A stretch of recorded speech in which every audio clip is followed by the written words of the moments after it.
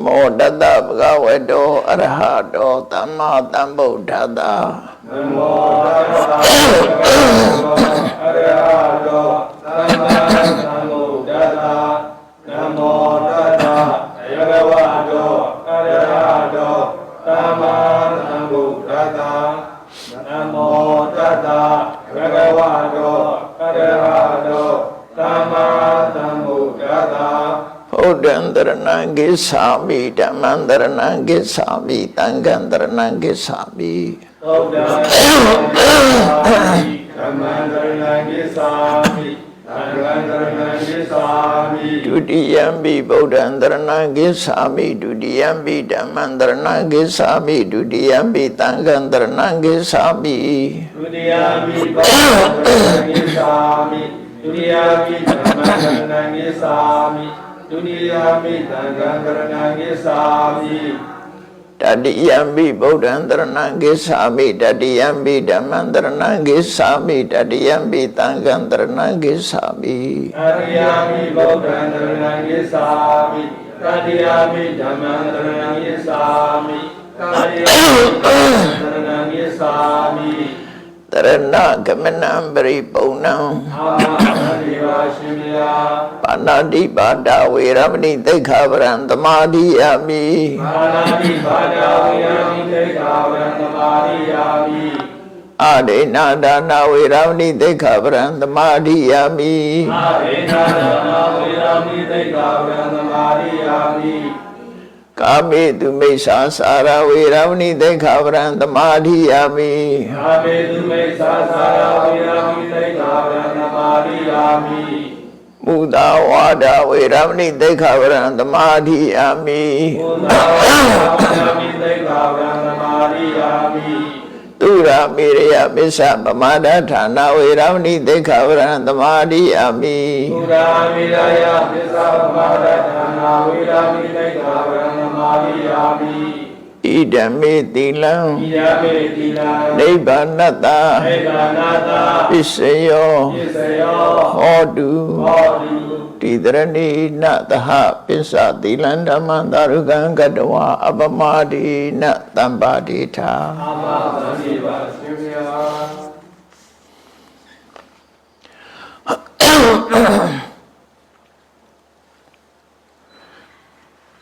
သာသနာတော်နှစ်2565နှစ်ကောဇာတက္ကရာ1383ခုနှစ်နတော်လဆန်း14ရက်2021ခုနှစ်ဒီဇင်ဘာလ18ရက်နေ့အွန်လိုင်းမှာဟောကြားအပ်သောတရားဒုက္ခနှင့်တဏှာဒီနေ့တိုင်းမှတ်သားကြမယ်တရားကောင်းစဉ်ကိုဒုက္ခနဲ့တဏှာလောကလွယ်မှားခြင်းမရှိတာကိုအရိယသစ္စာလို့တခြား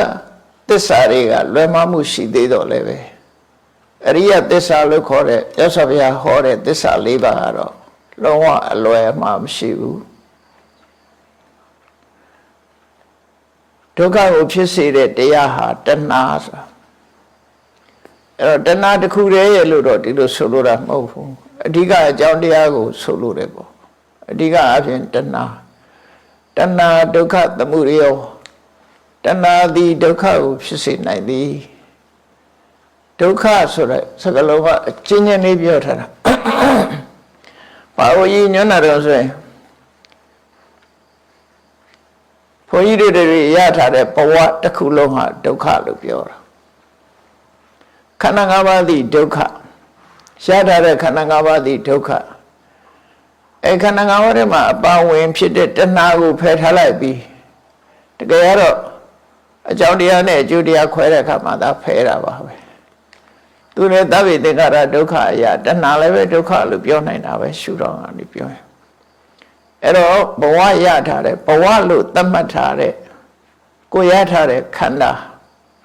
ရှုတရားနတ်တရားသည်ဒုက္ခမြတ်စွာဘုရားကကိုယ်ကိုစစ်ဆေးကြည့်ဖို့လူတွေဟာဘာရထားတော့ မျက်စိနာနာလျှာကာယဆိုတဲ့ရှုပ်တရားတွေရထားတယ်မနဆိုတဲ့နတ်တရားကိုရထားတယ်အဲ့ဒီလူရိသနာရထားသမျှတရားတွေရထားသမျှဟာဘာကိုရတာတုံးလို့အချင်းချုပ်ပြောရင်ဒုက္ခကိုရတယ်။ဘာကြောင့်ဒါတွေကိုဒုက္ခလို့သတ်မှတ်ရလဲလို့ဆိုရင်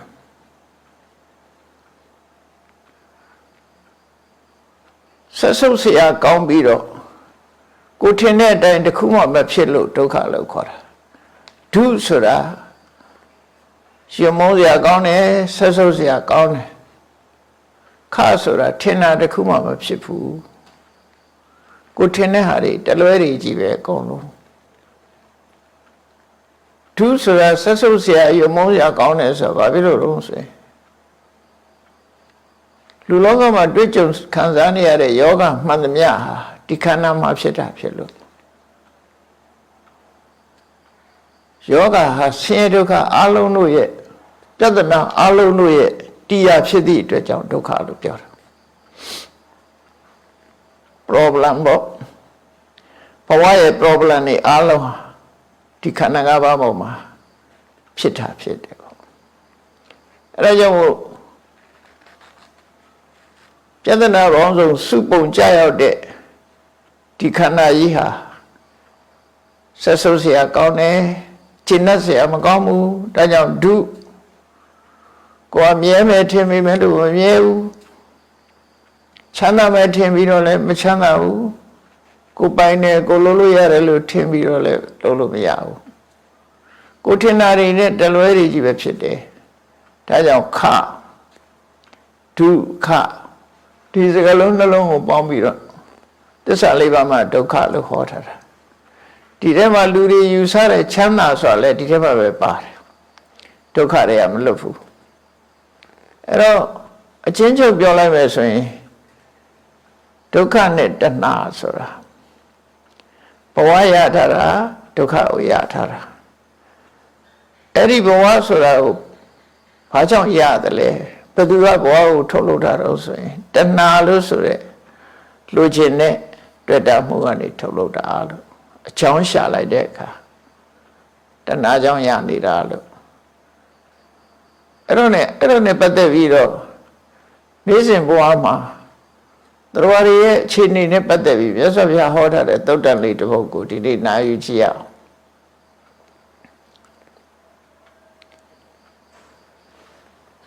ဒုက္ခနဲ့တဏှာလို့ဆိုတဲ့နေရာမှာကဲလူတွေရဲ့ဘဝကိုကြည့်လိုက်ဘဝမှာလူတိုင်းဟာလူချင်းစရာအာယုန်နဲ့တွေ့ရင်လူချင်းတယ်ရရင်ဝမ်းသာတယ်ပီတိဖြစ်တယ်မရရင်ဒေါသဖြစ်တယ်စိတ်သောကဖြစ်တယ်ဒါပုံမှန်ပဲရလာလို့ရှိရင်ပူလို့ခြင်းလာတယ်မရဘူးဆိုရင်စိတ်ပြက်တယ်ဝမ်းနေတယ်ဒေါသဖြစ်တယ်သို့မဟုတ်ရပြီးမှဆုံးရှုံးသွားရင်လည်းသောကဖြစ်တယ်ဒါမလွယ်မသွေဒီတိုင်းပဲဖြစ်နေအဲ့ဒါနဲ့ပတ်သက်ပြီးရသော်ပြဟောထားတာဖြစ်တယ်ပေါ့လူတိုင်းဟာဘဝရလာလို့ရှိရင်ဆုံးရှုံးမှုဆိုတာကြုံတွေ့ရတယ်အဲ့ဆုံးရှုံးမှုတွေဟာကိုလိုချင်လို့သိမ့်ပိုက်ထားတဲ့အရာတွေဖြစ်တယ်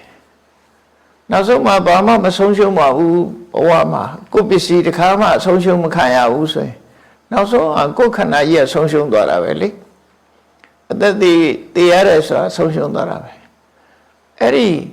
ဆုံးရှုံးမှုမရှိတဲ့ဘဝဆိုတာမရှိဘူးနောက်ဆုံးတစ်ချိန်ကျတော့ဆုံးရှုံးသွားတာယာရုရရင်လည်းယာရုကိုစွန့်လိုက်ရတာပဲပစ္စည်းဥစ္စာရလည်းပစ္စည်းဥစ္စာကိုထားခဲ့ရတာပဲအခြေအနေကောင်းတွေကြုံနေတဲ့အခါလည်းအခြေအနေကောင်းတွေထားခဲ့ရတာပဲကျမ်းမာနေတဲ့အနေထားလေးကိုလည်းပဲမကျမ်းမာတဲ့အခါစွန့်ခဲ့ရပြန်တာ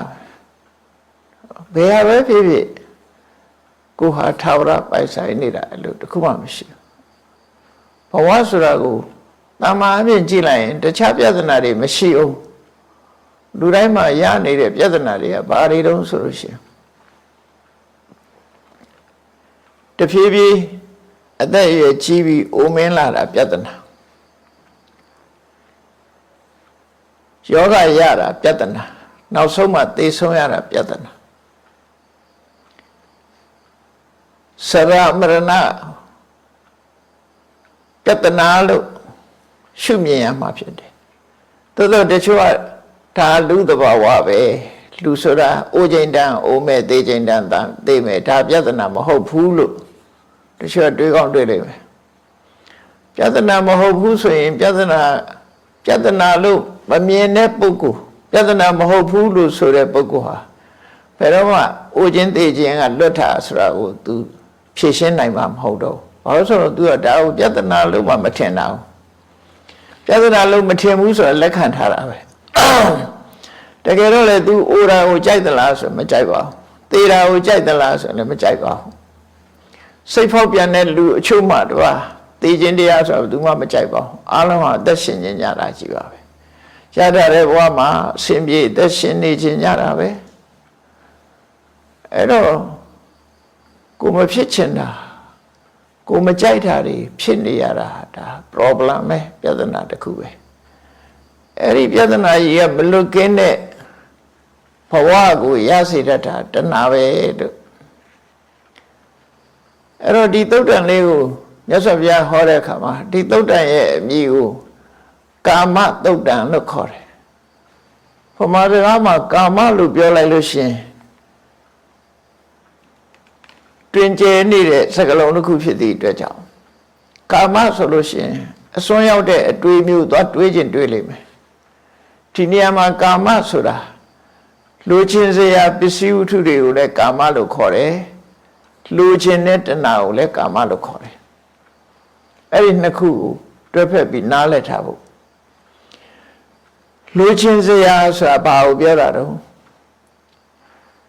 မျက်စိကမြင်ရပြီးတော့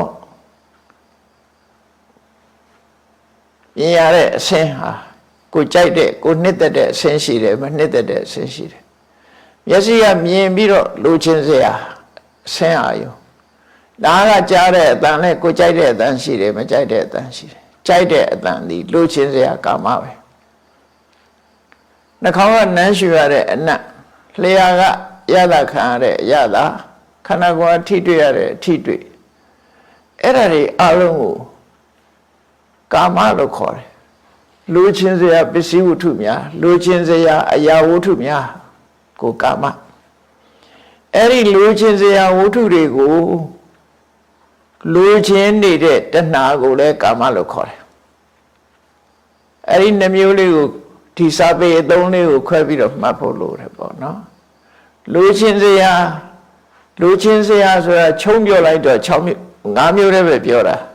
မျက်စိကမြင်လို့လူချင်းစရာနားကကြားတဲ့အတန်နဲ့လူချင်းစရာအဲ့ဒါတွေချုံပြီးတော့ပြောထားတာလောကအနေထားနဲ့ပြောမယ်ဆိုလို့ရှိရင်မဆုံးနိုင်ဘူး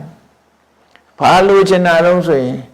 လူချင်းတဲ့ပစ္စည်းကဆုံးမဆုံးနိုင်တာစူပါမားကတ်သွားကြည့်လိုက်လူချင်းတာတွေအများကြီးတွေ့မှာတော့အိမ်မရှိတဲ့လူကလည်းအိမ်ရှိခြင်းနဲ့လူချင်းနဲ့အိမ်ရှိပြီးတော့စိတ်ထဲမှာမကျေနပ်သေးရင်လည်းဒီတဲ့ကောင်းတဲ့အိမ်လူချင်းနဲ့လူချင်းမှုဆိုတာအဲ့ဒါတွေကိုအလုံးကိုခြုံလိုက်တာလူချင်းစရာအာယုန်တွေလူတွေရှားနေတဲ့အာယုန်တွေလောကကြီးမှာစီးပွားရေးတွေလုပ်ပြီးရှားနေကြတယ်။ဘာတွေရှားနေတာတော့ဆိုရင်ခြုံပြောရင်ဒီ5မျိုးပဲရှားတာ။မျက်စိကမြင်ရတဲ့အဆင်း၊နားကကြားရတဲ့အသံ၊နှာခေါင်းကနမ်းရှူရတဲ့အနံ့၊လျှာကလဲရတဲ့အရသာ၊ခန္ဓာကိုယ်ကထိတွေ့ရတဲ့အထိတွေ့။ဒီ5မျိုးပဲရှားနေကြတာ။ပစ္စည်းနဲ့ပြောလိုက်မယ်ဆိုရင်တော့မဆုံးနိုင်တော့ဘူး။အများကြီးဖြစ်တယ်။ဒီထဲမှာရွှေငွေပဏ္ဏယရဏအသုံးဆောင်ပစ္စည်းမှန်တယ်ဒီထဲမှာဝင်သွားတယ်။ဒါကြောင့်မို့ကာမဆိုတာလူတွေရှာဖွေပြီးလူချင်းနေတဲ့အရာကိုပစ္စည်းဝတ္ထုကိုဝတ္ထုကာမလို့ခေါ်ပြီးတော့အဲ့ဒီလူချင်းစရာတွေကိုလူချင်းနေတာကြတော့ကိလေသာတဏှာလို့ခေါ်တာ။အဲ့ဒါကိုလည်းကာမလို့ခေါ်တယ်။အဲ့တော့ဝတ္ထုကာမကိလေသာကာမလို့နှမျိုးခွဲတယ်ပေါ့နော်။ပမာလို့ရှင်းရှင်းပြောမှဆိုရင်လူချင်းစရာလည်းပဲကာမလူချင်းတာကလည်းကာမလူချင်းစရာကိုလူချင်းတာလူတွေမှာအဲ့ဒါလူချင်းတဲ့စိတ်ပေါ့အဲ့ဒါတဏှာပဲအဲ့တော့ အဲ့ဒီကာမလို့ခေါ်ရတဲ့လူချင်းစရာဝတ္ထုနဲ့လူချင်းနေတဲ့တဏှာဒီနှစ်ခုလုံးဟာဘာကိုထုတ်လုပ်နေတော့ဆိုဒုက္ခကိုထုတ်လုပ်တာအဲ့ဒီမှာအဓိကကတော့လူချင်းစရာဆိုတော့လောကကြီးမှာသူရှိနေမှာပဲတချို့အရေးကြတော့လိုအပ်ချက်အနေနဲ့ရှိရမှာပဲသို့သောသူဖြေလျော့ရမှာလျှော့ရမှာဖယ်ရှားရမှာတော့လူချင်းတဲ့တဏှာကိုသာလည်းဖယ်ရှားမှာဖြစ်တယ်လူချင်းတာတွေကိုဖယ်ရှားမှာမဟုတ်ဘူးဝိတုကာမတွေကိုဖယ်ရှားမှာမဟုတ်ဘူးဝိတုကာမတွေကလူကိုအကျိုးပြုတာရှိတယ်ပေါ့မြတ်စွာဘုရားကိုယ်တိုင်ဝိတုကာမကိုလျှော့ချတာပဲရှိတယ်ဖယ်ရှားတာမရှိဘူးပယ်တာမရှိဘူးကိလေသာကာမကိုသာပယ်တာနော်ဝိတုကာမဆိုတာရည်ရွယ်ချက်မျိုးမျိုးရှိတယ်ဥပမာအိမ်ဟာလိုအပ်ချက်ဖြစ်တယ်အိမ်ရှိမှချမ်းသာသာနေလို့ရမယ်အနည်းကင်းနေလို့ရတယ်ဒါမှမဟုတ်အဆောက်အအုံအိမ်ဆိုတာလိုအပ်ချက်ပဲဒါနေစရာဝတ်စရာအဝတ်ထည်ဆိုတာလည်းလိုအပ်ချက်ပဲဒါမရှိလို့အသက်မရှင်နိုင်ဘူးစားစရာအစာအာဟာရဆိုတာလည်းလိုအပ်ချက်ပဲဒါမရှိရင်အသက်မရှင်နိုင်ဘူးမကြမ်းမမာရင်ဆေးဝါးဆိုတာလည်းလိုအပ်ချက်တွေပဲအဲ့ဒီလိုအပ်ချက်တွေဟာဝိတုကာမလိုအပ်ချက်လို့လိုချင်စရာဖြစ်နေတာတွေကဝိတုကာမလို့ခေါ်အဲ့ဒီဝိတုကာမတွေကိုဖယ်ရှားခိုင်းတာလားလို့ဆိုတော့မဟုတ်ဘူးသို့တော့အတိုင်းအတာတစ်ခုအရာလျှော့ချရတာရှိတယ်ယဟန်တွေကြတော့လျှော့ချခိုင်းလိုက်တယ်ပေါ့နော်လျှော့ချခိုင်းထားတယ်ဝိတုကာမတွေကလည်းပဲတတ်နိုင်သမျှအပူဆုံးနေမရှိအောင်လျှော့ချလိုက်တယ်သို့တော့ဒီစရာအဆောက်အအုံမရှိရဘူးလားဆိုရှိရဝတ်စရာဝတ်သင်္ကန်းမရှိရဘူးလားဆိုရှိရစားစရာအစာအာဟာရမရှိရဘူးလားဆိုရှိရမကြမ်းမှလို့ရှိရင်ဆေးဝါးတတ်စာမရှိရဘူးလားဆိုရှိရဒါအသက်ရှိဖို့အတွက်လိုအပ်ချက်အဲ့ဒီတဲ့ပိုးလာတဲ့အရာတွေကြတော့ခုနကလိုအပ်ချက်တဲ့ပိုးလာတာကြတော့တဏှာကိုပွားစေတယ်လို့ရှော့ချခိုင်းတယ်အဲ့တော့ဘာသာတရားအမျိုးမျိုးရှိတယ်ဘုရားမြတ်စွာဘုရားကတော့အိန္ဒိယမှာပွင့်တယ်ဘုရားရဲ့အရင်သို့မဟုတ်ဘုရားနဲ့အတူတကွပွင့်နေတယ်ဟောပြောဆိုဟောပြောနေတဲ့ဘာသာတရားတွေအများကြီးရှိတယ်တချို့ဘာသာတရားကဘာပစ္စည်းဝတ္ထုမှလက်မခံရဘူးဆိုတဲ့ဘာသာလည်းရှိတယ်အိန္ဒိယမှာနော်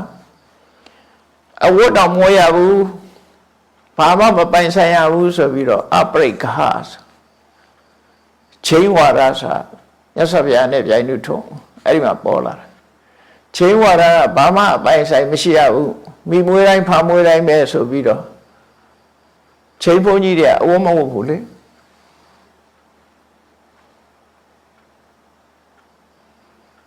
စားစရာခွက်မရှိဘူးသူတို့မှာအပရိက္ခလို့ခေါ်တယ်ဘာမှပိုင်နာမရှိတော့ဘူးသူတို့အလုံးဟာ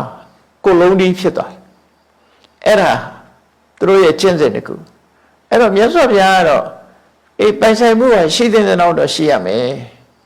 မရှိလို့ရှိရင်လူလောကထဲမှာအမြင်မတင့်ဘူးဒါကြောင့်မို့ပိုင်ဆိုင်မှုကအတိုင်းအတာတစ်ခုရရှိရမယ်လူဆိုတာနေစရာရှိရမယ်နော်ဝတ်စရာရှိရမယ်စားစရာရှိရမယ်ဒီလိုအချက်ကတော့ဒီတဏှာလောဘကိုတချို့ကိစ္စတွေကဖြစ်စေတတ်တာမဟုတ်ဘူးလိုအပ်ချက်အရာရှိနေတာအဲ့ဒါတွေရှိသင့်ရှိလိုက်တယ်မရှိသင့်တာကတော့အဲ့ဒီပစ္စည်းဝတ္ထုတွေပေါ်မှာတွေ့တာတဲ့တဏှာကိလေသာသာမရှိသင့်တာလို့ဘုရားဘာသာကြတော့မြတ်စွာဘုရားကြတော့အဲ့ဒါလို့ရှင်းလင်းဟောကြားတာရှင်းလင်းဟောကြားတယ်တချို့ဘာသာတွေကြချိုးချန်တယ်ဆိုပြီးတော့အကုန်လုံးအဝတ်တော်မဟုတ်ဘူးဝတ်လက်စရနေလိုက်ကြတယ်ပိုင်ဆိုင်မှုတွေအလုံးစွန့်ပစ်တယ်မြတ်စွာဘုရားကြတော့အဲ့ဒါလို့မဟုတ်ဘူးအဲ့ဒါကွဲပြားခြားနားမှုတွေပဲဟုတ်ပြီလောအပ်တည်တဲ့ပို့ပြီးတော့မရှိရအောင်လောအပ်တည်တဲ့ပိုးလာလို့ရှိရင်လူချင်းစိတ်တွေကိုတိုးပွားစေတတ်တယ်အဲ့ဒီလူချင်းနဲ့တဏှာသည်လူကိုဒုက္ခပေးတာပစ္စည်းဝတ္ထုတွေကဒုက္ခပေးတာမဟုတ်ဘူးဆိုပါစို့အိမ်ကဒုက္ခပေးတာမဟုတ်ဘူးအဝတ်စားဒုက္ခပေးတာမဟုတ်ဘူးစားစရာအစားစားတွေကဒုက္ခပေးတာမဟုတ်ဘူးဒုက္ခပေးတာကိုယ့်ရင်ထဲမှာအဲ့ဓာတွေနဲ့ပတ်သက်ပြီး ဖြစ်ပေါ်လာတဲ့တွေ့တာမှုလိုချင်မှုကဒုက္ခပေးတာလို့အဲ့ဖယ်ရှားမှာတွေ့တာမှုနဲ့လိုချင်မှုကိုဖယ်ရှားအဲ့တော့ဒီကာမတုတ်တံမှာခါထား6ပုဒ်နဲ့မြတ်စွာဘုရားကသဘာဝတရားကိုရှင်းရှင်းလေးဟောထားတာဖြစ်တယ်ဒီတုတ်တံကအလွန်ရှင်းကြတဲ့တုတ်တံလို့ပြောကြတယ်တုတ်တနိဗ္ဗာန်ပါဠိတော်မှာပါတာရှင်းကြတယ်ဆိုတာမြတ်စွာဘုရားလက်ထက်တုန်းကဒီတုတ်တန်တွေကစနစ်တကျစုစည်းပြီးသားဖြစ်တယ်အဝန်ဒီတိုင်းကကြွလာတဲ့ယဟန်တော်တစ်ပါးဟာမြတ်စွာဘုရားရဲ့ခွင့်ပြုချက်နဲ့ဖရာသရင်သုံးတဲ့ကဏ္ဍဂုရီကျောင်းထဲမှာညတူတူနေထိုင်ခွင့်ရတယ်သူကမစ္စည်းမဒေတာကမဟုတ်ဘူးဝန်ဒီဆိုအိန္ဒိယတောင်ပိုင်းအနောက်တောင်ပိုင်းကလာတာခုခေတ်ပြောမှဆိုရင်ဘုံပေဘက်ကလာတာပေါ့နော်အဲ့ဒီကိုတော့ရောက်လာတဲ့အခါမှာမြတ်စွာဘုရားကသူနဲ့အတူသူတကြောင်ထဲမှာနေရာပြင်ခိုင်းတဲ့ရှင်အနန္ဒာအဲ့ညအဲ့ဒီတကြောင်ထဲမှာဖះနဲ့အတူနေတယ်ပိဋကတ်ထဲမှာဖះနဲ့အတူနေခွင့်ရတာအဲ့ဒီပါပဲရှိတယ်နော်တကြောင်ထဲမှာအတူနေခွင့်ရတယ်ကိုတော့အာဂန္တုအနေနဲ့ဖះသူနေတဲ့အကြောင်းမှာပဲသူ့နေရာနေခိုင်းလိုက်တယ်အဲ့တော့ညမှာဆိုလို့ရှိရင်ကပ္ပဋ္ဌာန်းထိုင်ပြီးတော့နှလုံးသွင်းနေကြတယ်ညအေးရမဝင်ခင်မြတ်စွာဘုရားကသူ့ကိုတိုက်တွန်းတယ်သူ့အကြောင်းနေမေးမြန်းပြီးတဲ့အခါကျတော့ကဲတရားတစ်ပုဒ်လောက်ဟောစမ်းပါမြတ်စွာဘုရားတရားဟောခိုင်းတာအဲ့ဒီကိုတော့တရားတစ်ပုဒ်ဟောပါလို့ဆိုအဲ့သုတ္တနိဗ္ဗာန်မှာသုတ်ပေါင်း16ခုဒီအထကဝက်ဆိုတာအထကအုပ်စုပေါ့တသုတ်တသုတ်မှာရေပုံရအဖြစ်ရှစ်ခါထာနဲ့ဖွဲ့စည်းထားလို့အထကဆိုတာရှစ်ခုအပေါင်းနဲ့ဖွဲ့စည်းထားတဲ့သုတ်တံပေါင်း16ခုရှိတယ်အထကဝက်ဆိုတဲ့အစုမှာ16သုတ်ရှိတယ်အဲ့ဒီ16သုတ်ခါရဘုံပေါင်း16သုတ်အဲ့ဒီ16သုတ်ကိုဒီကရောအတန်နေအတန်တာနဲ့ပြီးပြင်းပြင်းမြတ်စွာဘုရားကိုရွတ်ပြီးတော့ဟောတယ်ဟောတဲ့တရားတော့ဘုရားတရားပါဘုရားဟောခဲ့တဲ့တရားကိုသူကလွတ်ရတယ်မြတ်စွာဘုရားတရားဟောပါဆိုတော့သူကအဲ့ဒီသုတ်တံကိုဟောတာအဲ့တော့ဒီသုတ်တံရဲ့ထူးခြားချက်ကဘုရားကိုယ်တိုင်ဟောခဲ့ပြီးဘုရားကိုယ်တိုင်ပြန်နာတဲ့သုတ်တံလို့ပြောလို့ရတာပေါ့နော်အလုံး16သုတ်သုတ်ပေါင်း16သုတ်ဒါကပထမဆုံးသုတ်အဲ့မှာပထမဆုံးသုတ်အဲ့တော့ဘုရားလက်ထက်ကလေးကဒီသုတ်တံကိုအရချက်ပြီးတော့ရွတ်ဆိုနေကြတယ်ရွတ်ဆိုနေကြတယ်ဒီသုတ်တံကဘာကြောင့်ဖြစ်ပေါ်လာလဲလို့ဆိုလို့ရှိရင်တောင်ဥထိမြို့မှာပြမနာလယ်သမားကြီးတယောက်ရှိတယ်လယ်လို့စားတဲ့ပုံနာပေါ့နော်ယူသားတယ်စေရွန်ကျောင်းနဲ့ပုပ္ပယုံကျောင်းနဲ့မလှမ်းမကမ်းဖြစ်လိုက်ပဲအာစိရဝတီမြစ်ကမ်းပေးမှာသူ့လေတော်ရှိတယ်အဲ့လေတော်မှာသူကစဘာတွေစိုက်ပျိုးပြီးတော့စဘာစိုက်တဲ့တောင်သူပေါ့စိုက်ပျိုးပြီးတော့နေတယ်တကယ်ကြတော့မြတ်စွာဘုရားဆိုတာမနေ့တစ်ချိန်ညတစ်ချိန်လောကကြီးကိုကြည့်လို့ရှိတယ်တပ္ပယုဒဉာဏ်ကွန်ရက်ကိုဖြန့်ကျက်ပြီးတော့ကြည့်လိုက်တဲ့အခါမှာဉာဏ်ထဲမှာကျွတ်ထိုက်တဲ့ပုဂ္ဂိုလ်တွေဆိုပေါ်လာတယ်ဉာဏ်ထဲမှာပေါ်လာလို့ရှိရင်ဆက်ပြီးတော့သူနဲ့ပတ်သက်တာကိုစဉ်းစားပြီးမြတ်စွာဘုရားတရားဟောရမယ့်ပုဂ္ဂိုလ်သွားဟောတယ်ဘလောက်ပဲဝေကြွသွားတယ်အဲ့ဒါဘုရားရဲ့နေ့စဉ်အလုပ်ထဲမှာပါတယ်အဲ့ဒီမှာလည်းမြတ်စွာဘုရားကတရက်မှာသဗ္ဗယုတဉာဏ်ကွန်ရက်ဖြန့်ကျက်ပြီးတော့ကြည့်လိုက်တဲ့အခါဒီပြမနာလယ်သမားကြီးအစိရဝတီမြေဘေးကလယ်လုံးနေတဲ့လယ်သမားကြီးကိုတွားပြီးတော့တွေ့တော့ဆက်ပြီးစဉ်းစားလိုက်တော့ဘာဖြစ်မလဲလို့ဆိုဒီလယ်သမားကြီးကဒုက္ခတွေ့လိမ့်မယ်ဆိုတာကိုကျွတ်တင်ပြီးတော့မြင်အဲ့တော့ဘုရားဉာဏ်နဲ့ကျွတ်တင်မြင်တာက ဘာကိုကြည့်ပြီးမြင်တာလဲဆိုအကြောင်းကတော့ရှိတယ်ပစ္စုပန်ဖြစ်ပေါ်နေတဲ့အကြောင်းတစ်ခုကိုကြည့်လိုက်လို့ရှိရင် तू ကဖြစ်ပေါ်လာမဲ့အကျိုးတရားတွေကကြိုတင်ဖြစ်နေတယ်ခုခေတ်ဆိုအတော်အသင့်ကိုအနာဂတ်ကိုမှန်းဆလို့ရတယ်ဥပမာသွေးဖောက်ပြီးဆင်းလို့ရှိရင်ဒီလူမှာကင်ဆာရောဂါဖြစ်နိုင်ခြေရှိလားမရှိဘူးလားဆိုခုဖြေထုတ်လို့ရနေတယ်နော်ကြိုတင်ပြီးဖြေထုတ်လို့ရတယ်ရောဂါတော့ကြိုတင်ဖြေထုတ်လို့ရတယ်ဒါပေရင်မဟုတ်ဘူးပေရင်မဟုတ်တာတွေကြည့်ဗောဓိဝတ္တထတာကသုတေသနပညာရှင်တွေကပင်လယ်ထဲမှာဖြစ်ပေါ်နေတဲ့လေဖိအားနဲ့ရဝန်းတို့ဘာလို့ကြည့်ပြီးတော့ဘယ်နေ့မုန်တိုင်းတိုက်မဲ့ဆိုကြိုတင်ပြောနေကြပြီလေခုဘယ်နေ့မိုးရွမယ်ဘယ်ဒေသကိုရွနိုင်တယ်မုန်တိုင်းဆိုလည်းမဖြစ်ခင်အကြိုတင်ပြီးတော့ဘယ်တော့မှမုန်တိုင်းတိုက်လိမ့်မယ်ဘယ်နေရာတွေမှာထိခိုက်နေနိုင်တယ်ဆိုကြိုပြောနေပြီခုအဲ့တော့သူတို့တောင်ပစ္စုပန်အခြေအနေကိုကြည့်ပြီးတော့ကြိုတင်ပြောဆိုနိုင်တယ်ဆိုတာမြတ်စွာဘုရားကျတော့ဉာဏ်တော်နဲ့ကြိုတင်ပြောလို့ရတယ်အကုန်လုံးဉာဏ်တော်ကြီးကအကုန်ကြည့်လို့ရတာပုံနာကြီးတွေ့လိုက်တာနဲ့ပုံနာကြီးရဲ့အခြေအနေပစ္စုပန်အခြေအနေတွေကိုကြည့်လိုက်တဲ့အခါဒီပုံနာကြီးကအခုစဝါပင်နေစိုက်ပျိုးနေတယ်ဒါပေမဲ့လို့ဒီစဝါတွေရင့်ပြီးမဲ့ကနေကြရင်အစိရဝတိမြစ်ကရေချိလိုက်မယ်မိုးကြီးရွာလိုက်မယ်အဲ့ဒီအချိန်နဲ့သွားတိုက်မိုးကြီးရွာပြီးရေကြီးတဲ့အခါသူ့စဝါပင်တွေကအကုန်မျောကုန်လိမ့်အဲ့မျောပြီဆိုရင်သူယူကြုံမရဖြစ်တော့မှာဒါတွေပါအကြောင်းကျိုးဆက်ပြီးတော့ဘုရားကြိုတင်သိထားတယ်ကြိုတင်သိတော့ပုဂ္ဂိုလ်ခင်မတရားမင်းဆိုတဲ့ညမစကားရှိတယ်လေညမစကားရှိတယ်ပုဂ္ဂိုလ်ခင်မသူ့ရဲ့ဟောပြောချက်ကိုအလေးထားတယ်ဒါသဘာဝပဲအဲ့တော့မြတ်စွာဘုရားဒီပုံနာကြီးကိုဒီပြမနာလေသမားကြီးကိုတနေ့ဒုက္ခရောက်တော့မှာဆိုတာကိုရောက်တော့မယ်လို့တော့သွားမပြောဘူးသိထားတဲ့အခါကျတော့ဒီပုံနာကြီးကိုလမ်းမှာတွေ့တဲ့အခါသို့မဟုတ်သူ့လေတော်ဘက်ကိုကြွားသွားပြီမြတ်စွာဘုရားသူ့ကိုဖော်ဖော်ရွေနှုတ်ဆက်တယ်ဘာလုပ်လဲသူ့လေတော်ကနေသွားရင်တွေ့တိုင်းနှုတ်ဆက်တော့မြတ်စွာဘုရားကိုသူကရင်းနှီးနေတာမြတ်စွာဘုရားနှုတ်ဆက်တော့ရှင်သာရိပုတ္တရာတို့ရှင်မောက္ကလန်တို့ယဟန်တွေကလည်းပဲဖះကနှုတ်ဆက်တဲ့ပုဂ္ဂိုလ်ဆိုတော့သူတို့ကလည်းနှုတ်ဆက်ကြတယ်နှုတ်ဆက်ကြတော့တန်ဃာတွေနဲ့လည်းယဉ်နှီးသွားတယ်သူကဒါစကားဆိုပြီးပြောရင်ဒါယဉ်နှီးသွားကြတာပေါ့နော်သူရဲ့လေတော့ရောက်တိုင်းအဲ့လိုဖြတ်သွားတိုင်းမြတ်စွာဘုရားနှုတ်ဆက်သွားတယ်တန်ဃာတွေကနှုတ်ဆက်သွားတယ်ဆိုသူစိတ်ထဲမှာဘယ်လိုဖြစ်လာတော့ဆိုရဟန်းကောရမအဲ့ဒါမှနာမည်ကြီးပြီးတော့လူဘဝတုန်းကလည်းဖရင်သားတော်ဆိုသို့တော့ငါလိုလေသမားတယောက်ကိုရေးပေးပြီးဆက်ဆံတယ်ဆိုခြေနှက်တာပေါ့ဒါ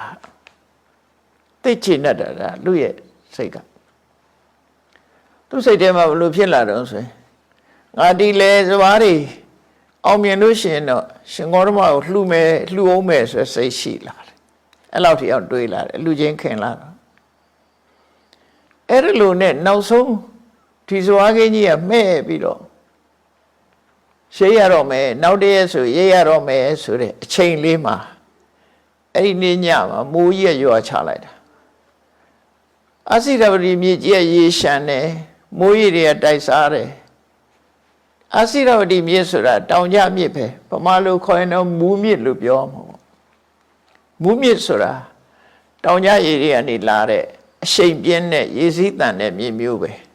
တခါတခါမှရေပြည့်တယ်တခါတခါမပြည့်ဘူးအစိရဝတိဆိုတာအဲ့ဒီတည်းပဲအစိရဝတိရေအကြာကြီးမရှိဘူးတဲ့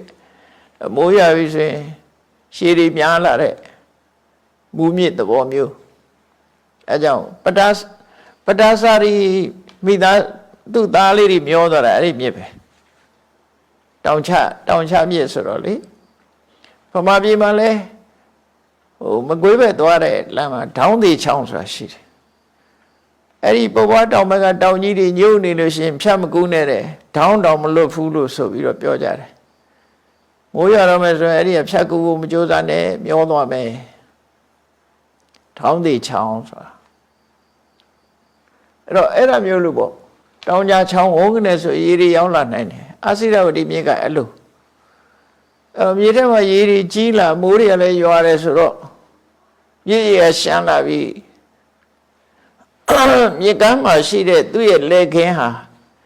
ရှေးခန္ဒီစဘာပင်တွေအကုန်လုံးပါသွားမြစ်ထဲ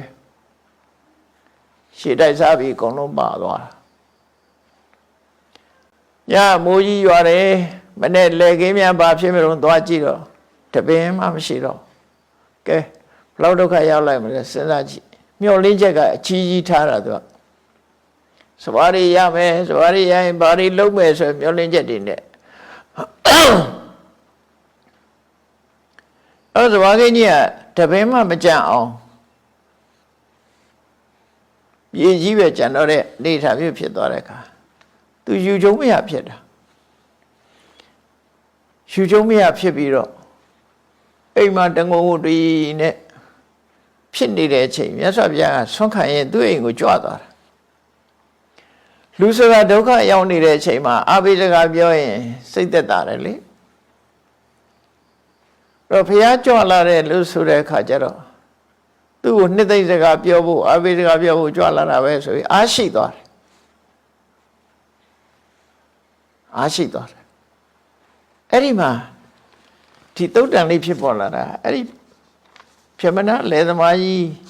အခုလိုဒုက္ခရောက်တာကိုမြတ်စွာဘုရားကသူ့ကိုစိတ်ခွန်အားတွေပေးဖို့ရအတွက်သဘာဝတရားနဲ့ဆက်ပြီးတော့ဟောတဲ့တရားပဲဖြစ်တယ်ပေါ့နော်အဲ့တော့ဂရိခေတ်မှာဆိုလို့ရှိရင်တော့ဒီလိုပျက်စီးဆုံးရှုံးမှုတွေနဲ့ကြုံတဲ့ပုဂ္ဂိုလ်တွေဟာဒီတုတ်တန်ကိုနှလုံးသွင်းလိုက်လို့ရှိရင်အလားတူစိတ်ရဲ့ဖြစ်ရတခုတော့ဖြစ်မှာပေါ့နော်စိတ်အားတွေပြန်ရနိုင်တာပေါ့ဒါကြောင့်မို့လို့မြတ်စွာဘုရားဟောတဲ့တရားဆိုတာကိုယ့်ရဲ့စိတ်ခွန်အားတွေကိုပြန်ပြီးတော့တက်စိတ်ခွန်အားတက်တယ်ဆိုတာမူရစေဝါသုံးပြီးတော့စိတ်ခွန်အားလောက်တာမဟုတ်ဘူးအမှန်တရားကိုသိပြီးအမှန်တရားကိုဆင်ခြင်သုံးသပ်ပြီးစိတ်ခွန်အားရတယ်ဆိုတော့သူကဆေးဆွဲမှလည်းမကြောက်ရအောင်မှန်ကန်တဲ့နိလန်းနဲ့အသိဉာဏ်နဲ့ဖြေပြောက်တာဆိုတော့အဲ့ဓမ္မတန်မိုးရှိတယ်ပေါ့နော်ဓမ္မတန်မိုးရှိတယ်အဲ့ပုံနာကြီးဒုက္ခရောက်နေတဲ့အချိန်မှာမြတ်စွာဘုရားဘာပြောတော့ဆိုဘုရားပြောတဲ့စကားလေးတွေကမှတ်စရာကောင်းတယ်နာပြမနာဝိပ္ပန္နေဒေါမနတံအေပစ္စည်းဥစ္စာဆိုတာပြတ်သွားရင်မင်းစိတ်ဓာတ်မကျနဲ့တောကမဖြစ်နဲ့စိတ်ရှင်းမှုမဖြစ်နဲ့ပြတ်သွားရင်စိတ်ရှင်းမှုမဖြစ်နဲ့တံပန္နေသသောမနတံနဂတပါပြည့်စုံလို့ရှိရင်လည်းပဲမင်းဝန္တာအာရဘဝင်မျက်နှာမျိုးမဖြစ်စေနဲ့ဘာကြောင့်လို့ဆိုလောကမှာလိုချင်တဲ့ပစ္စည်းဥစ္စာလိုချင်စရာပစ္စည်းဥစ္စာမှန်သမျှဟာပြည့်စုံတဲ့အခါပြည့်စုံတယ်ရတဲ့အခါရတယ်ဆုံးရှုံးတဲ့အခါဆုံးရှုံးမယ်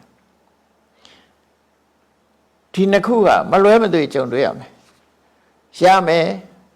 ရပြီးရင်ပျက်စီးနိုင်တယ်အဲ့တော့ပစ္စည်းဥစ္စာဆိုတာပျက်စီးလဲပျက်စီးနိုင်တယ်ရလဲရနိုင်တယ်လိုချင်တာရရင်လူတွေကပြောကြတယ်လိုချင်တာမရဘူးသို့မဟုတ်ဆုံးရှုံးသွားတယ်ဆိုရင်စိတ်ဓာတ်ကျကြတယ်အဲ့ဒါမျိုးမဖြစ်သင့်ဘူးတဲ့ပစ္စည်းရဲ့သဘာဝကိုရခြင်းတဲ့အခါရတယ်မရခြင်းတဲ့အခါမရဘူး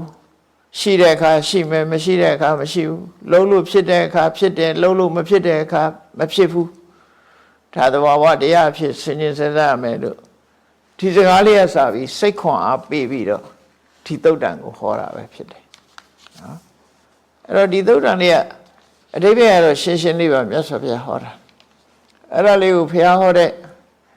ပါဠိလေးနဲ့တော့လို့တကယ်ရှင်းလင်းတဲ့အဓိပ္ပာယ်လေးနဲ့မှတ်သားဖို့နံပါတ်1ကထာမြတ်စွာဘုရားဟောတာကကာမံကာမယမာနတတတ္တစေတံသမိစ္ဆတိညမလို့ရှင်းရှင်းကလိုချင်စရာတွေကိုလိုချင်ဆန္ဒရှိနေတဲ့ပုဂ္ဂိုလ်တယောက်ဟာတဲ့ အဲ့ဒီလူချင်းစရာတွေကိုလူချင်းတဲ့အတိုင်းရှားရှိလက်တတ်တယ်တဲ့အတ္တပိတိမနောဟောတိအဲ့ဒါလိုရလာလို့ရှိရင်လူသဘာဝသိဝမ်းသာတယ်တဲ့ဝမ်းသာပိတိဖြစ်ကြတယ်လတ္တမေသောယဒိသတိ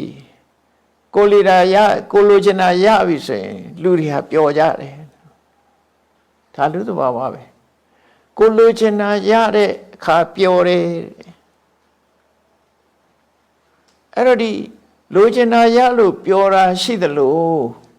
နောက်ကတစ်ခုကပါပြောတော့တတ္တစေကာမယာနတ္တသန္ဒရာဂတသန္တုနောအဲ့ဒီလူချင်းဆန္ဒရှိနေတဲ့ပုဂ္ဂိုလ်မှာပဲတဲ့တေကာမပရိဟာယန္တိလိုချင်တာမရဘူးရတာတွေဆုံးရှုံးသွားတယ်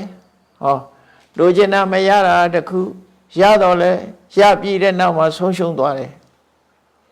အဲ့ဒီလိုဆုံးရှုံးသွားလို့ရှိရင်တဲ့တန်လဝိတောဝရုပ္ပတိရှင်နဲ့မြားစုသလိုနာကျင်ခံစားရပြန်တယ်အဲ့တော့ဒါသဘာဝလေးကိုပြောပြတာလူတိုင်းနဲ့သက်ဆိုင်တဲ့ဒါဘယ်သူပဲဖြစ်ဖြစ်လိုချင်တာလေးရရင်ဝမ်းသာတယ်လိုချင်တာမရဘူးသို့မဟုတ်လက်လွတ်ဆုံးရှုံးသွားတယ်ဆိုလို့ရှိရင်ရှင်နဲ့မြားစုသလိုနာကျင်ခံစားရပြန်တယ်အဲ့တော့အတူကျုပ်ကတော့လိုချင်တာရရင်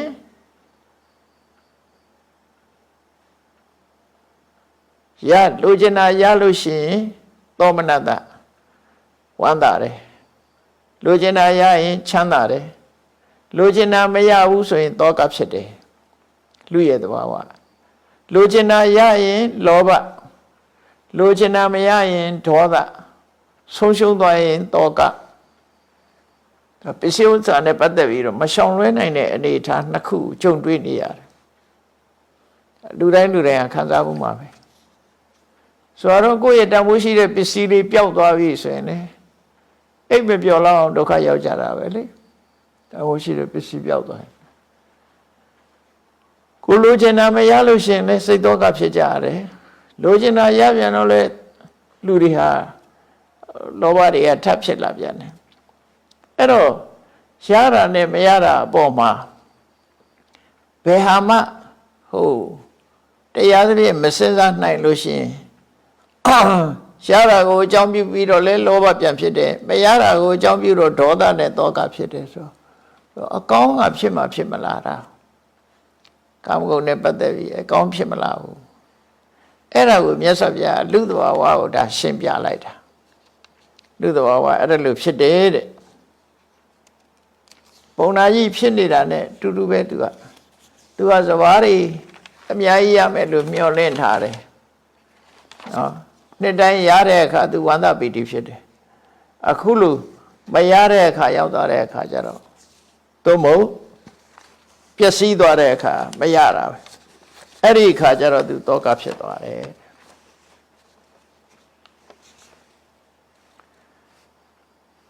မြတ်စွာဘုရားကဆက်ဟောတယ်ယောကာမိပရိဝိစေတိတပ္ပတေဝပဒတိရောမွေတွေကဖြစ်ရင်သူတို့ကိုကြိုက်တာမွေဟာလူအတွက်အန္တရာယ်ပေးနိုင်တာအမြီးကမဟုတ်ဘူးခေါင်းပိုင်းကအများစုကိုပြောတာပေါ့နော်ခေါင်းပိုင်းကခေါင်းကိုကြိုင်ထားလို့ရှိရင်မွေကကိုယ်မကြိုက်နိုင်တော့ဘူးပေါ့လေခေါင်းဘက်ကိုရှောင်ရမှာအဲ့ဒါကိုဥပမာယူပြီးတော့မြတ်စွာဘုရားယောကာမေပရိဝိစေတိတပ္ပတေဝပဋာတိရောတဲ့ဝေနီနာကဖြတ်သွားမယ်ဆိုရင်ခေါင်းကိုရှောင်အမိဘက်ကသွားခေါင်းကိုရှောင်ပြီးတော့အမိဘက်ကသွားသလိုလူချင်းစရာအာယုန်တွေကိုလူချင်းနဲ့တဏှာရောဂါကိုရှောင်ရမယ်မရှောင်ရင်မွေကြိုက်ခါသလိုဒုက္ခရောက်လိမ့်မယ်ဒါပြောတာနော်သောတံဝိတ္တိကံလောကေသောမံဝိတ္တိကံလောကေတတောတမတိဝတ္တိအဲ့ဒါလူချင်းစရာ အာယုန်ဒီပေါ်မှာလိုချင်တဲ့တဏှာကိုရှောင်ရှားသလိုတတိနဲ့လောကမှာတွေ့တာမှုတွေကိုရှောင်ရှားမယ်ဆိုရင်မင်းဒီဆင်းရဲဒုက္ခတွေကိုလွန်မြောက်နိုင်ပါတယ်တဲ့မရှောင်နိုင်လို့ဆင်းရဲတာဒါထွက်ပေါက်ပေးတာမြတ်စွာဘုရားတဘာဝကလိုချင်တာရရင်လောဘဖြစ်မယ်လိုချင်တာမရရင်ရှားပြီးသားတွေဆုံးရှုံးရင်ဒေါသနဲ့တောကဖြစ်မယ်အဲ့ဒီနှစ်ခုမဖြစ်ရအောင်လူချင်းတဲ့တဏှာကိုရှောင်လိုက်ပါမွေရခေါင်းပိုင်းကရှောင်လိုက်လို့ရှိရင်မွေကြိုက်ခံရခြင်းအန္တရာယ်ကကင်းတယ်လို့တဏှာလောဘကိုရှောင်လိုက်ပါရှောင်လိုက်လို့ရှိရင်တတိထားပြီးတော့ရှောင်လိုက်လို့ရှိရင်အခုကြုံတွေ့ရမယ့်လောဘတွေတောကတွေမကျော်လွှားနိုင်ပါတယ်သူပြောတာအဲ့ဒါကိုကြော်တဲ့နည်းကိုပြောတယ်နောက်ဆက်ပြီးတော့ကာမလူချင်းစရာဆိုတာတွေနဲ့ပတ်သက်ပြီးတော့လေသမားကြီးပြမနာကြီးနားလဲအောင်လို့မြတ်စွာဘုရားဆက်ပြီးတော့ပြောတာခိတံဝဋ္ထုံဟိရိညံဝါကဝတ္တံဒါသဘောရိတံထိယောပန္တိပုထုကာမှုသောနရောအနုခိစတိစရင်ချတွက်လိုက်လို့ရှင်လူတွေပိုင်ဆိုင်တာခိတ္တလေကိုပိုင်ဆိုင်တယ်ဝတ္ထုမြေကိုပိုင်ဆိုင်တယ်ဟိရိညငွေကြေးတဏတွေကိုပိုင်ဆိုင်တယ်ကဝတ္တကျွဲတွေနွားတွေကိုပိုင်ဆိုင်တယ်ဒါသဘောရိတကိုယ်အိမ်မှာအလုသမားတွေကိုအိမ်မှာအတူနေတဲ့အလုသမားတွေရှေးခေတ်ကတော့ကြေးတွေကျွန်းနေအဲ့ဒါတွေကိုပိုင်ဆိုင်တယ်ထိယောဗန္တုတဲ့အမျိုးသားတွေဥတီပြီးပြောတာဖြစ်သောကြောင့်အမျိုးသမီးတွေကိုပိုင်ဆိုင်တယ်သို့မဟုတ်အမျိုးသမီးကိုပြောမှဆိုရင်အမျိုးသားကိုပိုင်ဆိုင်တယ်ပေါ့ဒီလိုပဲပြောမှာပဲเนาะနောက်ဗန္ဓုဆွေတွေမျိုးတွေရှိတယ်လှုပ်ဖို့ကံမဲ့တွေရှိတယ်ပုထုကာမေရှည်တွက်လို့မရနိုင်လောက်အောင်များလှတဲ့လှူချင်းစရာပစ္စည်းတွေကိုပိုင်ဆိုင်တယ်တဲ့အဲ့ဒါတွေကိုလူတွေဟာတွေ့တာမဲမောနေကြတာအဲ့တော့ကိုယ့်ကိုစဉ်းစားကြည့်မင်းဘာရှာတာတော့လူတွေကပြောကြလိမ့်မယ်ခဏခေတ်စကားနဲ့ပြောရင်သူဘာရှာနေတာတော့အလုရှာတယ်လို့ပြောကြတယ်အလုကဘာဖြစ်ဘာအတွက်တုံးဆိုပတ်စံရဖို့ပတ်စံကဘာလို့ဖို့တုံးဆိုသုံးဖို့ပဲ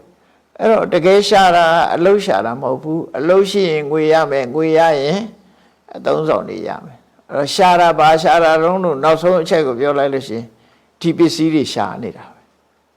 လူချင်းစရာတွေရှာတာပဲလေအဲ့ဒါလို့ရှာပြီးတော့တွေ့တာမမောနေမယ်ဆိုရင်တဲ့မရှာရဘူးလို့ပြောတာမဟုတ်ဘူးနော်ဒါသဘောပေါက်ဖို့ရလူစရာဘဝမှာသာဝနေရတော့ရှာမှာပဲအဲ့ဒါဒီပေါ်မှာအနုခိစတိတဲ့မမောထားတယ်မမမောမောကြီးဖြစ်နေတယ်ဆိုရင်အဗလနံပလိယန္တိတဲ့အဲ့ဒီမမောမှုတွေကကိုယ်လွှမ်းမိုးလိမ့်မယ်တွေ့တာမှုတွေမမောမှုတွေလောဘတွေကကိုယ်ပြန်နှိမ့်ဆက်လိမ့်မယ်သူကကိုယ်ကိုနိုင်ချင်းလိမ့်မယ်ဟုတ်တာပေါ့လောဘ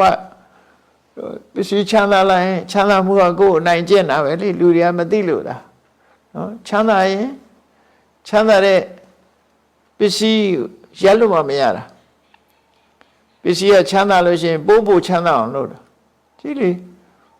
ကဘာမှာတထေးဆိုတဲ့လူတွေဟာစားလို့ရုံနဲ့ရတာမှမဟုတ်တာသူတို့ရက်လို့မရဘူးအဲ့ဒါဘယ်သူကနေကိုယ်နိုင်ကျင့်တာတော့ဆိုလူချင်းတဲ့ဟာကိုယ်နိုင်ကျင့်လားရလေလိုလေဥတစေဆိုပမာဒကအဲ့ဒါပြောတာရလေလိုလေပဲကိုယ်နိုင်ကျင့်ခံလာရပြီတဲ့မတ္တန်တေနံပရိသတိအဲ့ဒါလို့လောဘကအနိုင်ကျင့်ခံရလို့ရှိရင်အန္တရာယ်တွေလည်းကြုံလာလိမ့်မယ်ဟုတ်တယ်အန္တရာယ်လည်းရင်ဆိုင်ရတယ်လေအနိုင်ကျင့်လာတဲ့အခါကျတော့ဒီနိုင်ငံနဲ့မကတော့ဟိုနိုင်ငံလိမ်မြန်နဲ့သွားမယ်သင်္ဘောနဲ့သွားမယ်ပစ္စည်းတွေသင်္ဘောနဲ့တင်မယ်လိမ်မြန်နဲ့သယ်မယ်ဆိုအန္တရာယ်မျိုးစုံကြုံပြီလေ သင်္ဘောပြက်တာနဲ့လည်းကြုံနိုင်တယ်လေမြန်ပြက်ကြတာလည်းကြုံနိုင်တယ်ဟိုဒီသွားတယ်ဆိုလို့ရှိရင်ကနေခေတ်မှာလူအနေနဲ့အနေနဲ့ဖြစ်မဲ့အများကြီးကြုံပြီပေါ့ဒါတွေမကဘူးရှင်တွေကလည်းမရအောင်ကြိုးစားတဲ့အခါမှာမဟုတ်တဲ့နီလန်းတွေလည်းသုံးလာတယ်ပေါ့ဒုစရိုက်တွေနဲ့လည်းသုံးပြုလာတယ်ကိုချမ်းသာဖို့အတွက်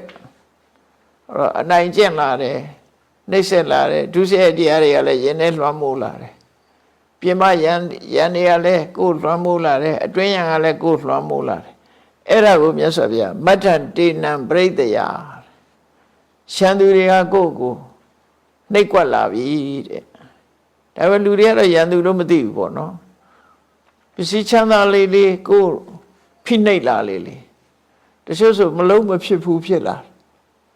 စိတ်ပူပင်တော့ကြရအောင်တရောင်းစားခွက်ပြောက်တာကတိတ်ကိစ္စမရှိဘူးအိတ်မပြောက်တော့မဖြစ်ဘူးသူဒီခွက်မပြောက်ခွက်ပြောက်လာကိစ္စမရှိဘူးတထေးတယောက်တစ်ခုပြောက်ရင်တော့စိတ်ဆင်းရဲမှာပဲသိကြတယ်အဲ့တော့ဒီကိလေသာတွေကကိုယ်နှိမ့်ဆက်လာမယ်တဲ့အဲ့ဒီနှိမ့်ဆက်လာတဲ့အခါဘာဖြစ်တုံးတတောနံဒုက္ခမနွေတိဆင်းရဲဒုက္ခတွေအရှုကိုဘဝတဲ့ဒီရောက်လာလိမ့်မယ် problem တွေအများကြီးရောက်လာတယ်ပြဿနာတွေအများကြီးတက်လာတယ်အိမ်တွင်းရေးပြဿနာမိသားစုပြဿနာအကုန်တက်လာတာဘာနဲ့ဥပမာတူတော့ဆိုနာဝံပိဏမိဝရကံတင်မောတို့လှေတို့ပေါက်ပြီဆိုရင်ရေဝင်လာတာလူမလည်းပဲတောကရောက်လာပြီဆိုရင်ပြဿနာတွေအများကြီးဝင်လာပြီမပြေးလဲတာတွေမိသားစုရန်ဖြစ်တာတို့မကြည်မလဲဖြစ်ကြတာတို့အကုန်လုံးပြဿနာတွေဝင်လာမယ်လှေပေါက်တဲ့လှေကိုရေတွေဝင်သလိုပဲတဲ့အဲ့ဒီပုဂ္ဂိုလ်ရဲ့တဏ္ဍာမှာဒါတွေဝင်ရောက်လာလိမ့်မယ်တဲ့အဲ့တော့မြတ်စွာဘုရားကလောကကြီးမှာဖြစ်ပျက်နိုင်တဲ့သဘောဝတရားတွေကိုဟောပြီးတော့တွေ့တာမှုတဏှာရဲ့ဒုက္ခပေးဖို့နေကိုအခုလိုအချင်းချင်းဟောပြီးတတ္တမဇန္တုတရတတော်တဲ့ဒါကြောင့်မင်းဟာလူသားတယောက်အနေနဲ့အမြဲတမ်းတတိထားကြည့်ပါတဲ့စဉ်းစားပါတတိထားပါတတိထားပြီးတော့ကာမဏိပရိဝိစေလူချင်းစရာအာယုန်ဒီပေါ်မှာလူချင်းနေတဲ့တဏှာကိုမင်းထိန်းချုပ်ပါရှောင်ပါမထိန်းချုပ်ရင်မင်းဒုက္ခဖြစ်လိမ့်မယ်နော်မထိန်းချုပ်ရင်ဒုက္ခအနည်းဆုံးဖြစ်ပါပဲလူချင်းမှုကြောင့်ဒုက္ခတွေရောက်မယ်တတ္တမဇန္တုတရတတောအမြဲတမ်းတတိရှိပြီးကာမဏိပရိဝိစေကိလေသာကာမတွေကိုလိုချင်တဲ့အရာတွေကိုလိုချင်စရာအရာတွေပေါ်မှာလိုချင်နေတဲ့တဏှာကိုရှောင်နိုင်အောင်ကြိုးစားပါထိန်းချုပ်နိုင်အောင်ကြိုးစားပါလို့ပြောတာလွတ်မထားနဲ့သူ့ကိုထိန်းတေပဟာယတရိဩဃံအဲ့ဒါကိုထိန်းချုပ်ပြီးတော့အခက်ခဲကိုကြောလွှားဖို့ကြိုးစားလောကမှာအခက်ခဲတွေမထိန်းချုပ်နိုင်လို့ရှိရင်အခက်ခဲတွေအများကြီးတချို့ကျတော့ဒီချမ်းသာတဲ့လူတွေဟာပြဿနာတွေမဖြေရှင်းနိုင်တော့ကိုယ့်ကိုတတ်သိသွားတဲ့တတိတွေအများကြီးပဲရှိတယ်နော်ပြဿနာတွေမဖြေရှင်းနိုင်တော့ပြဿနာတွေအဲ့ပြဿနာဖြစ်လာပြီဆိုကြတဲ့ဒါဖြတ်ကျော်ရမယ့်အရာကိုခေါ်တယ်အဲ့ဒါကိုဩဃလို့ပြောတာဩဃဆိုတာဒီလှိုင်းကြီးတွေရှည်လှိုင်းကြီးတွေကိုအမှန်တရည်စည်းတဲ့နေရာကိုဟိုဘက်ကန်းရောက်ဖို့ဖြတ်ကျော်ဖို့ဆိုတာအမှန်တမ်းခဲနေအဲ့တော့ကာမဂုဏ်အာယုံဆိုတာလည်းပဲဒါကြီးကိုဖြတ်ကျော်ဖို့ဆိုတာလွန်ခဲလို့ဩဃလို့သုံးတာမကျော်နိုင်ရင်မြုပ်ပြမှာသူကမကျော်နိုင်လို့ရှိရင်စုံမြုပ်သွားအောင်မျောသွားအောင်တိုက်မျောလိုက်မယ်မျောသွားမယ်မြုပ်သွားမယ်ဘဝမှာလည်းအဲ့လိုပဲမျောသွားမယ်မြုပ်သွားမယ်ဒါဒီမကျော်လွှားနိုင်လို့ရှိရင်အဲ့တော့ကာမဆိုလူကျင်တဲ့ဆန္ဒတွေကိုတဏှာတွေကိုဖယ်ရှားပြီးတော့အခက်ခဲကိုဖြတ်ကျော်နိုင်မှုကြိုးစားပါတဲ့ရှေးပေါက်သွားတဲ့ရှေးရိုးနေတဲ့လှေကိုဖာပြီးတဲ့အခါအဲ့ဒီလှေကိုသုံးချပြီးတော့တစ်ဖက်ကရအောင်ကူးသလိုတဲ့မင်းရဲ့ခန္ဓာကိုယ်ကြီးကလည်းတဏှာဆိုတဲ့ဒီလူရဲ့ဘဝခန္ဓာကြီးကလည်းတ တဏှာဆိုတဲ့ယူပေါက်တွေကိုပိတ်ပြီးတဲ့အခါမှာဟိုဘက်ကရောက်အောင်သွားပါလို့နောက်ဆုံးမှနိဗ္ဗာန်ကိုရည်ညွှန်းပြီးတော့မြတ်စွာဘုရားတစ်ဖက်ကန်းကိုရောက်အောင်သွားဖို့တစ်ဖက်ကန်းဆိုတာဒီဘက်ကန်းကခန္ဓာရှိတယ်ဟိုဘက်ကန်းကျတော့ခန္ဓာမရှိတော့တာနော်ဒီဘက်ကန်းမှာပြဿနာရှိတယ်ဟိုဘက်ကန်းကပြဿနာမရှိဘူးမြင့်တဲ့ဥပမာပေးပြီးတော့ဟိုဘက်ကန်းဆိုတဲ့နိဗ္ဗာန်ကိုရောက်ထီအောင်သွားပါလို့ဟောဒီ6ကထာနဲ့ဒီကာမတုတ်တံကိုဟောလိုက်တယ်ပုံနာကြီးအိမ်ပြီးတော့စိတ်ဆင်းရဲနေတဲ့အိမ်သွားပြီးတော့တရားကိုရှင်းပြတဲ့အခါစူးစိုက်နာရင်ကနေပြီးပြမနာလေသမားကြီးရောလေသမားကြီးရဲ့ဇနီးရောသူတို့နှစ်ယောက်စလုံးဟာအတိတရားရသွားကြတယ်ဘုရားဘာသာဆင်းနေပြောရင်သောတပန်ဖြစ်သွားတယ်သောတပန်ဖြစ်သွားတယ်ဆိုတာဘဝနဲ့စပ်ပြီးအမှန်တရားနဲ့စပ်ပြီးတော့တန်တရားကင်းသွားတယ်မာရွေနဲ့အမြင့်တွေကြော်လွားနိုင်တယ်ပေါ့သဘာဝကိုသိမြင်သွားတယ်ဒိဋ္ဌိနဲ့ဝိသိကိစ္စကင်းတယ်လို့ခေါ်တာပေါ့မာရွေနဲ့အမြင့်နဲ့တန်တရားကင်းစင်သွားတဲ့အနေအထားမျိုးကိုရောက်ရှိသွားတယ်တဲ့အဲ့ဒါကာမတုတ်တံရဲ့ဒီရသော်ဗျာဟောခြင်းရဲ့အကြောင်းတရားနဲ့ဟောလိုက်သည့်အတွက်ကြောင့်ပထမဦးဆုံးတရားနာရတဲ့ဖြစ်မနာလေသမားကြီးစနီးမောင်နှံဟာသောတပန်ဖြစ်သူရောက်ရှိသွားတယ်ဒါကြောင့်ဒီသုတ်တံကိုကြည့်လိုက်မယ်ဆိုလို့ရှိရင်လူတိုင်းဟာလူချင်းစရာတွေ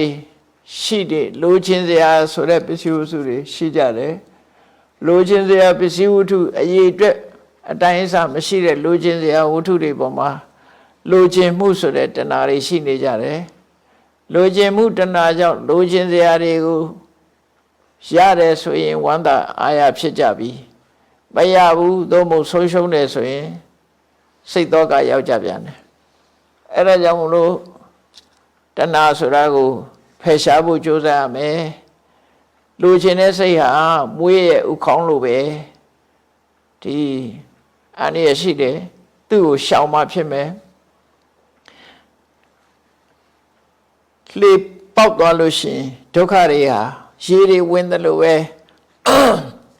လူကျင်တဲ့စိတ်နဲ့လူတွေရဲ့တဏ္ဍာမှာလူကျင်တဲ့တဏှာဆိုတာရှိလို့ရှိရင်တော့ဒုက္ခတွေကအရှုပ်ရှုပ်ဝင်ရောက်မှာဖြစ်လို့လူကျင်တဲ့တဏှာကိုလျှော့ချရမယ်လျှော့ချရမယ်ဆိုတော့မရှာရဘူးလို့ပြောတာလည်းမဟုတ်ဘူးနော်သောတပန်ပုဂ္ဂိုလ်တွေလည်းထိုင်တဲ့တော့စာဝတ်နေရေးအတွက်လှုပ်လို့ရတယ်ဘယ်သူပဲဖြစ်ဖြစ်စာဝတ်နေရေးအတွက်အလုပ်လုပ်ရတယ်သို့တော့ရထားတဲ့ပစ္စည်းပေါ်မှာတွေ့တာချင်းမဲမောခြင်းမရှိသည့်အတွက်ကြောင့်ရှားလာရင်လည်းရှားလာတယ်ဆိုတဲ့အနေအထားပဲရှိတယ်ဆုံးရှုံးသွားရင်လည်းပဲတောကမဖြစ်တော့ရော့သွားတယ်နော်ရရင်လည်းအလွန်အကျွံကြီးဘဝင်မမြင့်မသွားဘူးဆုံးရှုံးသွားရင်လည်းစိတ်ဓာတ်မကြဘူးသူတို့ဆိုလိုတယ်ပေါ့နော်အဲ့ဒီလိုတည်ငြိမ်တဲ့အနေအထားမျိုးတစ်ခုရောက်အောင်ကြိုးစားရမှာဒီသုတ်တံကမရှာရဘူးလို့ဟောတာမဟုတ်ဘူးမြတ်စွာဘုရားရှော့ချဖို့နောက်ဆုံးမှဖယ်ရှားဖို့လူဝယတ္တိဖို့ကြတော့ကိုပစ္စည်းဥစ္စာဆိုတာရှိရမှာပေါ့ထိုက်တဲ့တော့ရှားမှာပဲရှားပြီးတော့တွေ့တာလားမလုပ်ဖဲနဲ့သူ့အတုံးကိုမိမိတို့အတုံးချတဲ့အနေအထားမျိုးနဲ့ရလာတဲ့ဟာကိုမမောတွေ့တာပြီးမထားပဲနဲ့စားရမယ့်ဟာစားပေးရမယ့်ဟာပေးလှူရမယ့်ဟာလှူပြီးတော့အဲ့ဒါလိုဘဝခရီးကိုဖြတ်တန်းဖို့ရသော်ဗျာဟောကြားဆုံးမခြင်းပဲဖြစ်တယ်တရားချက်ခင်သူတော်စင်ပြိဿအပေါင်းတို့မြတ်ဗုဒ္ဓဤကာမတုတ်တံကိုဒုက္ခနဲ့တဏှာဒီကောင်းစဉ်နဲ့ဟောကြားတဲ့တဏှာကိုမှတ်သားနိုင်ကြပြီးဘဝမှာကြုံတွေ့ရတဲ့ဒုက္ခတွေဟာလူကျင်မှုတဏှာကြောင့်ဖြစ်တယ်ဆိုတာကိုကိုယ်စီစဉ်းစားတွေးခေါ်ပြီးမြတ်ဖရာရဲ့အဆုံးအမလိုက်နာကျင့်သုံးနိုင်ကြပါစေကုန်သတည်း